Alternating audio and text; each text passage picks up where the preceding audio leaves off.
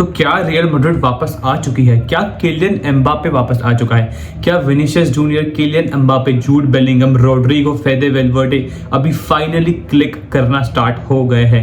Questions तो है बहुत सारे एंड इस वीडियो में मैं सब कुछ आंसर करूंगा। हम बेसिकली रियल मैड्रिड का एक मिड सीजन रिव्यू करेंगे जैसे हमने एफसी बार्सिलोना का किया था। एंड गाइस फन फैक्ट, जो कि लोग कह रहे थे कि रियल मैड्रिड का ये वर्स्ट सीजन है एंड एट दिस मोमेंट वो लोग जिस टीम का बेस्ट सीजन है उससे ऊपर है ला लीगा में। माना कि वो सेकंड है but this is real Madrid कि वो जब बुरा भी खेलते हैं they always find a way. But problems तो है रियल मैड्रिड के अंदर। माना ला लीगा में हम अच्छी तरह से खेल रहे हैं but UCL is still a problem. Qualification is still at not 100% guaranteed but let us see what happens in the next year. तो इस वीडियो में हम बात करने वाले हैं अबाउट रियल मैड्रिड। हम बात करने वाले हैं about Vinicius Mbappe, Jude Bellingham, Fede Valverde, Rodrigo. तो सब इंसानों के बारे में, सब बच्चों के बारे में, हमारे प्लेयर्स के बारे में हम इस वीडियो में बात करने वाले हैं। एंड इफ यू आस्क मी, हम लास्ट में ऐसे कुछ साइनिंग्स के बारे में भी बात कर सकते हैं जो हमें जैन में दिखते हुए पॉसिबिलिटी है। बट लेट अस सी कि what happens in the Jan transfer window. ये जो साइनिंग्स की मैं बात करूंगा ये मेरे पर्सनल ओपिनियन की साइनिंग्स हैं, ऐसा कोई रूमर्स या उससे लिंक नहीं है हम, बट ये मेरे पर्सनल ओपिनियन है। मैंने पूछा तेरे को मेरा पर्सनल ओपिनियन है, सॉरी। तो स्टार्ट करता है अबाउट द वीडियो। तो इस वीडियो को बेसिकली हम 5 सेगमेंट में डिवाइड करने वाले हैं। तो सबसे पहला सेगमेंट है द साइनिंग्स, उसके बाद का सेगमेंट है मैच परफॉर्मेंसेस, उसके बाद का सेगमेंट है इंडिविजुअल प्लेयर परफॉर्मेंसेस, उसके बाद का सेगमेंट है एक्सपेक्टेशंस एंड लास्ट जो सेगमेंट है वो होने वाला है about the Jan transfer window. तो अगर मैं बात करूं तो Kylian Mbappe, Jude Bellingham and Vinicius Junior, अगर उनके स्टैट्स की मैं बात करूं तो किलियन एम्बापे अब तो भाई गोल मारने लगा है ला लीगा में। But at this moment let's keep this thing aside, इसके बारे में हम बात करेंगे अबाउट द इंडिविजुअल प्लेयर वाले सेगमेंट में। तो सबसे पहले हम बात करते हैं अबाउट द साइनिंग्स। तो ये साल स्टार्ट होने के पहले क्या हमने एनफ साइनिंग किए थे? If you ask me personally as a Real Madrid fan, this is a big no। हमने जो साइनिंग्स हमें करने चाहिए थे वो साइनिंग्स हमने नहीं किए थे। ऑब्वियसली किलियन एम्बापे को हमने आते हुए देखा, एंड्रिक को हमने आते हुए देखा, तो हमारा अटैक तो हमने बहुत ही अच्छी तरीके से क्या कहते हैं स्टॉकअप कर लिया था। मिडफील्ड में हमको बिल्कुल जरूरत नहीं थी। माना कि the great Toni Kroos said goodbye to us, but midfield में तो हमें जरूरत नहीं थी। बट बात ये आती है डिफेंस की। तो लास्ट ईयर हम सबको पता है कि अलाबा को इंजरी हुई थी, मिलिटाओ को इंजरी हुई थी एंड एक टाइम पे नाचो को भी इंजरी हो गई थी। तो हमारे पास बस रूडिगर ही बचा था एट दिस मोमेंट। एंड ये सीजन के स्टार्टिंग में आने से पहले हमारे पास बस 2 ही सेंटर बैक थे, एक था मिलिटाओ एंड एक था रूडिगर। नाचो ने भी हमें गुड बाय कहा था after very long time that he spent at Real Madrid and हम आई कर रहे थे कि हम एक कस्तिया के डिफेंडर को लाएंगे, बट अनफॉर्चुनेटली वो भी इंजर्ड हो जाता था। तो हमारे पास बस 2 ही प्रॉपर डिफेंडर्स थे जो सेंटर बैक वाले पोजीशन में खेलते हैं। बाकी हम चाउमेनी को खिला चुके हैं वो पोजीशन में, बट हम सब ने देखा है ये सीजन की Tchouameni at that centre back position थोड़ा शेकी रहा है। एंड मिडफील्ड में भी I don't think this has been the season for चाउमेनी।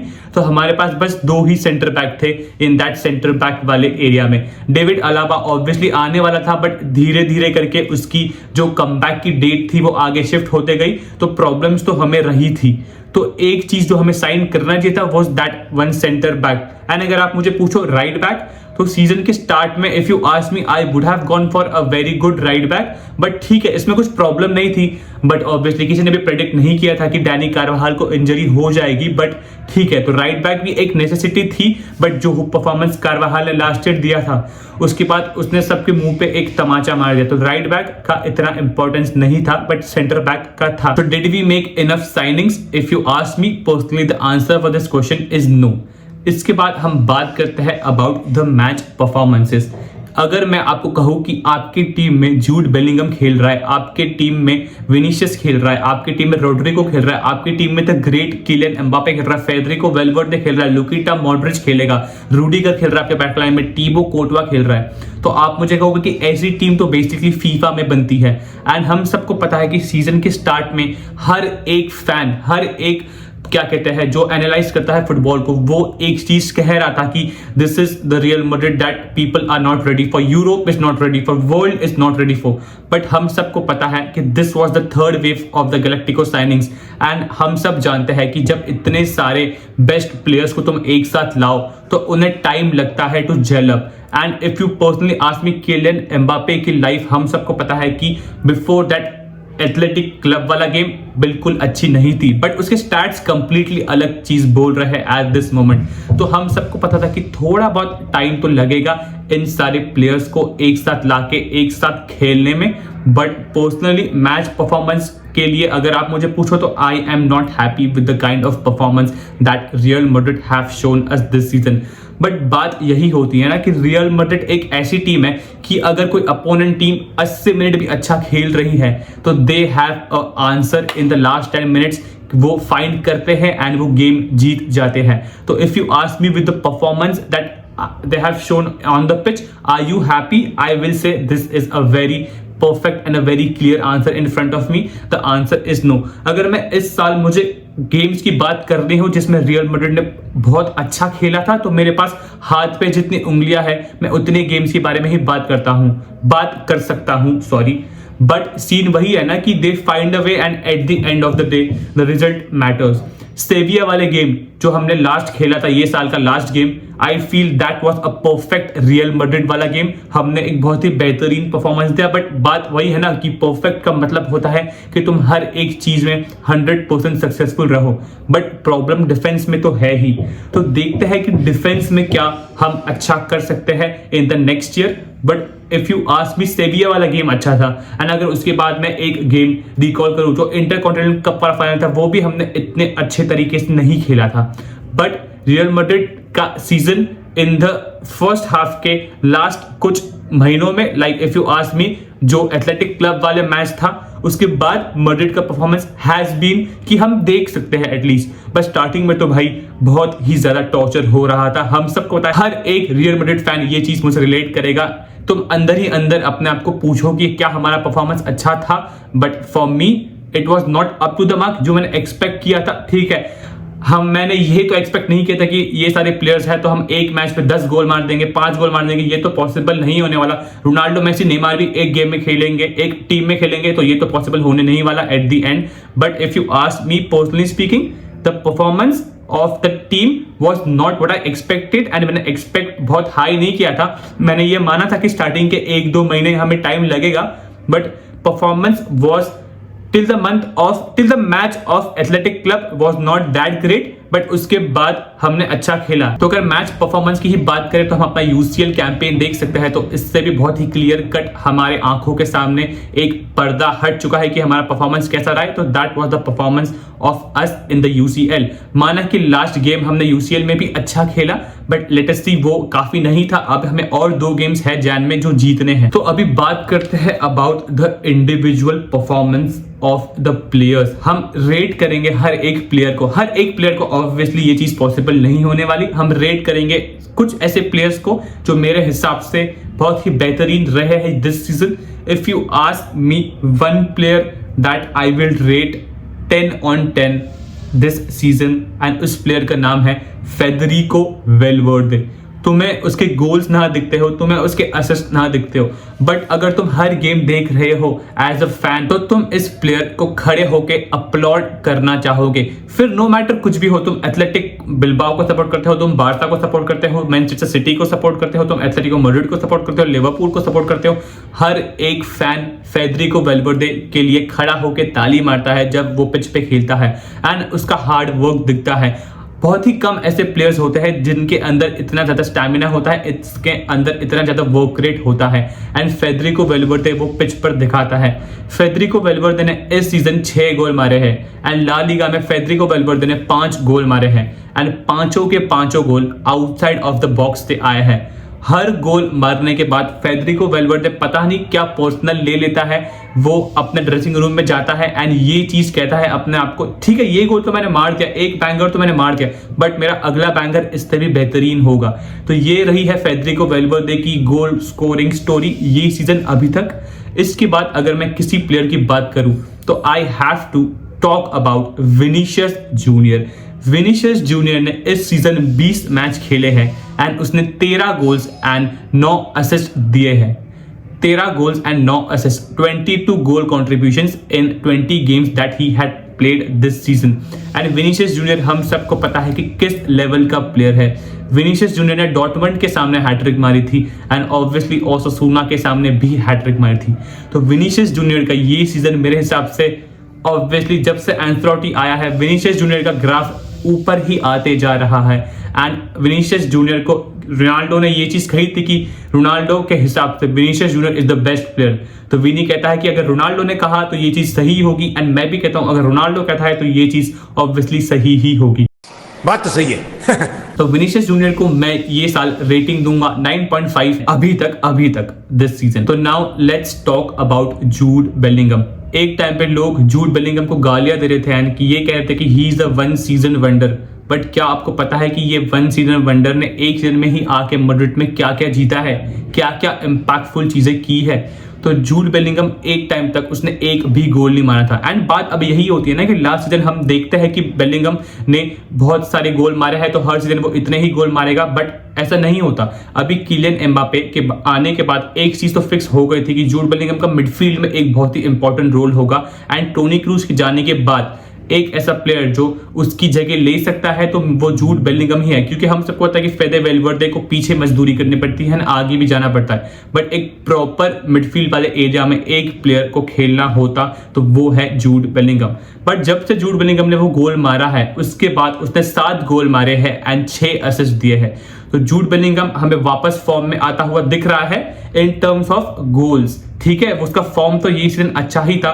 The work rate that he has given, मजदूरी कहते हैं ना, फेदे वेलवर्दे एंड जूड बेलिंगम इतनी ज्यादा मजदूरी करते हैं इस टीम में कि कोई दूसरा प्लेयर को ज्यादा जरूरत नहीं पड़ती है जो ऊपर खेल रहा होता है। जैसे कि विनीशियस एम्बापे इतना ज्यादा अटैकिंग करते हैं कि वो अपनी मजदूरी स्किप कर देते हैं, तो जूड बेलिंगम उन दोनों की ही मजदूरी कर देता है। And Jude Bellingham is surely the player for decades. And हम सबको पता है, लोग कहते थे कि जो उसकी फॉर्मर टीम थी उसने उसकी 22 नंबर की जर्सी क्या कहते हैं रिटायर क्यों कर दी। दिस इज द रीजन कि क्यों वो जर्सी रिटायर कर दी गई थी after Jude Bellingham left the club. अभी हम बात करेंगे about the rating of Jude Bellingham, तो I will give Jude Bellingham a solid 9/10 अभी तक फॉर द सीजन। तो now let's talk about the newcomer. Team में हमारी जो एंट्री हुई है, हमारी दुल्हन, हमारे इतने टाइम से तड़पने वाली चीज हमें फाइनली ये साल मिल चुकी है।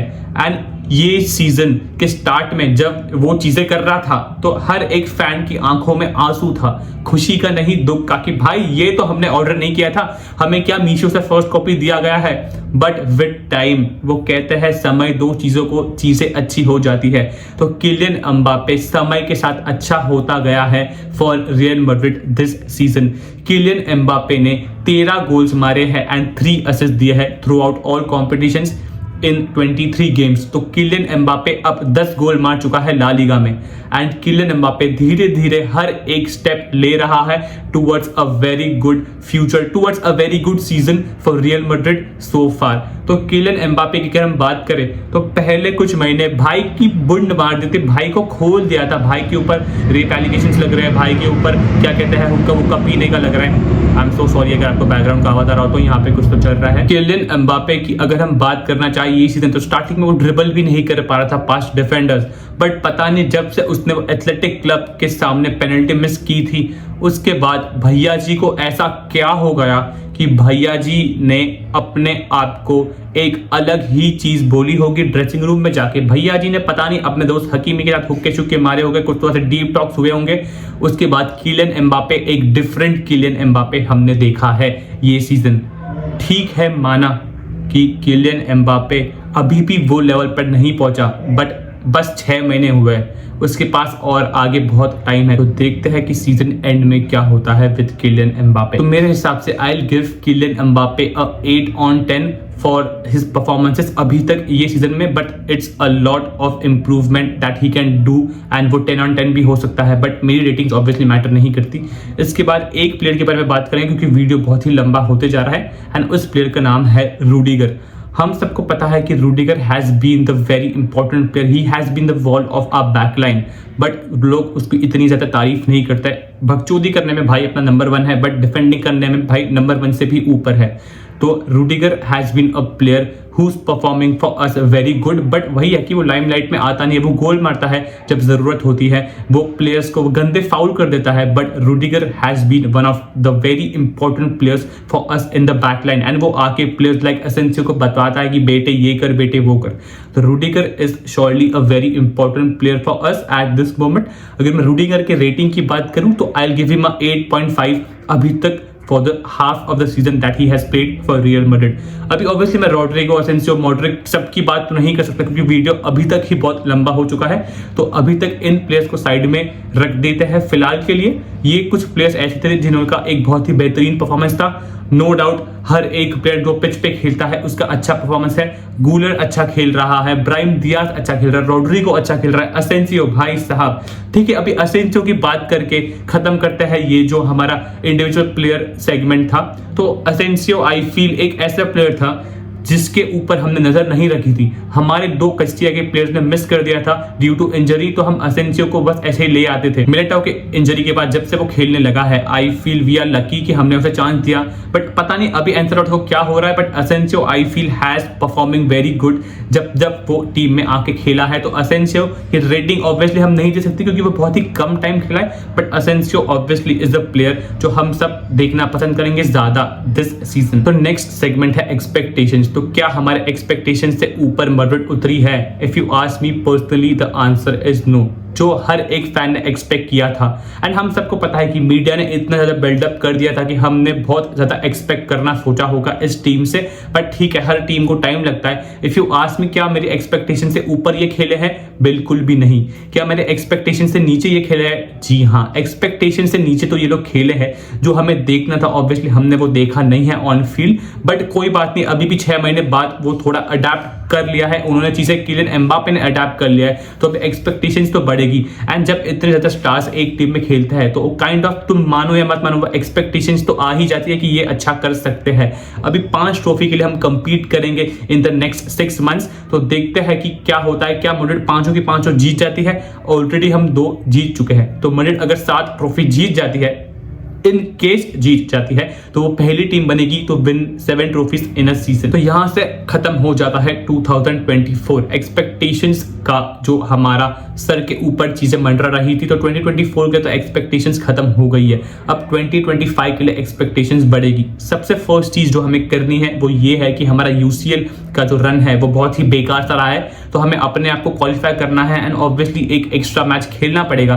तो वो एक्स्ट्रा मैच हमें खेल के अपना आपको इस राउंड ऑफ 16 में लाना पड़ेगा। And if you ask me, Madrid qualify तो हो रही है ऑब्वियसली क्योंकि 2 इजी गेम्स है उनके सामने, तो लेट अस सी कि तभी क्या होता है। तो 2024 को हमने गुड बाय कहा विद 5 ट्रॉफीज, एंड 2025 के फर्स्ट हाफ में ही हम 5 ट्रॉफीज के लिए कंपीट करेंगे। तो देखते हैं ना कि एक टीम खुश होती है 4-0 से एंड एक टीम खुश होती है 5 ट्रॉफी जीत के, तो यही डिफरेंस है दोनों टीम में। अरे बाप रे, ये तो धोती खोल रहा है। बट अब मुझे ज्यादा कहना नहीं है क्योंकि मेरे ऊपर डंडे पड़ेंगे, तो मुझे ज्यादा चीज कहनी नहीं है। 2024 if you ask me was a good year for Madrid. First half was the best, second half में थोड़ी चीजें ऊपर नीचे रही with the signings, with the trophies, with the performances. Trophies तो ऑब्वियसली नहीं, with the performance basically. And 2025 देखते हैं अब क्या होता है। तो गाइस मेरे हिसाब से the last thing that we are gonna talk in this video is the Jan transfer window में क्या हम एक्टिव रहेंगे। If you ask me, I don't think कि हम इतना ज्यादा एक्टिव रहेंगे अनलेस एंड अंटिल एक और इंजरी हो जाए, जो मैं प्रार्थना करता हूं कि ना हो। बट बात ये चल रही है कि ट्रेंट मान चुका है मैड्रिड आने के लिए in the next summer transfer window. तो ट्रेंट नेक्स्ट नहीं, अभी वाला समर ट्रांसफर विंडो चाहिए सीजन के बाद आएगा। तो ट्रेंट के बारे में ऑब्वियसली एक वीडियो बनाएंगे, एक ट्रांसफर टॉक्स का वीडियो करेंगे जिसमें ट्रांसफर्स के बारे में बात करेंगे। तो ट्रेंट की बातें वहां करेंगे, बट ट्रेंट आ सकता है, डेविस आ सकता है, फ्लोरियन वर्ड्स भी लिंक्ड है। तो देखते हैं कि कौन सा प्लेयर आता है। बट इफ यू आस्क मी, जैन में एक डिफेंडर भी आ जाएगा, बर्नमाउथ का एक डिफेंडर है, मुझे उसका नाम याद नहीं है। अगर वो भी आ जाता है तो it will be a very good thing, but let us see what happens. But अभी let me think what Madrid can do this season. मेरे हिसाब से ला लीगा तो वापस आ चुका है, हम जीत सकते हैं एटलेटिको मैड्रिड के सामने। हम 1 ही पॉइंट नीचे है, एटलेटिको मैड्रिड से हम बेसिकली 1 ही पॉइंट नीचे है, तो बारसा से 2 पॉइंट ऊपर है एंड एक और गेम हाथ में है। तो ला लीगा में मैड्रिड वापस आ चुका है। यूसीएल में देखना पड़ेगा कि मैड्रिड क्या करती है। अभी हम compete करेंगे एक ट्रॉफी के लिए जो सऊदी अरेबिया में होने वाला है, जहाँ पे बार्सा में होगी। And Madrid for me can win this trophy, तो तीसरी हो जाएगी ये सीजन की, but let us see, Barca को हम राइट ऑफ नहीं कर सकते ऑब्वियसली। तो अभी Madrid at this moment if you ask me can win La Liga and UCL, तो मुझे दूर दूर तक लग नहीं रहा, बट यूसीएल है, मैड्रिड है, तो कुछ ना कुछ कर लेते हैं वो एंड जीत भी सकते हैं। तो late us see what happens with real Madrid by the end of this season. And if you ask me about the overall performance of real Madrid and मुझे रेट करना हो मैड्रिड को अभी तक ये सीजन में, तो I will rate Madrid 8 on 10।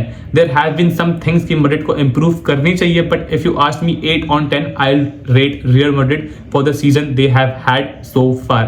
तो guys thank you so much for watching this video. माना कि ये वीडियो बहुत ही ज्यादा लंबा हो चुका है, बट अगर आप अभी तक देख रहे हो तो thank you so much for watching. मिलते हैं इन द नेक्स्ट वीडियो, तब तक अपना ध्यान रखना and happy new year and take care of yourself. ज्यादा नशे मत करना, ठीक है? Good bye.